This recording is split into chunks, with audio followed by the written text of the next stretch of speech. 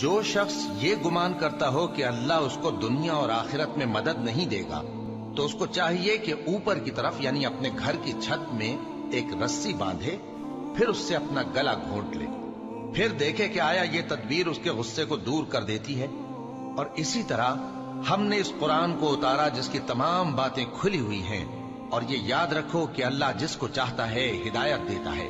जो लोग मोमिन यानी मुसलमान हैं और जो यहूदी हैं और सितारा परस्त और ईसाई और मजूसी और मुशरिक, अल्लाह उन सब में क़यामत के दिन फैसला कर देगा। बेशक अल्लाह हर चीज से बाखबर है।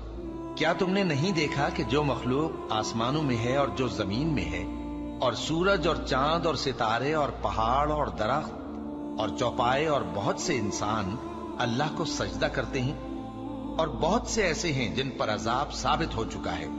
और जिस शख्स को अल्लाह जलील करे उसको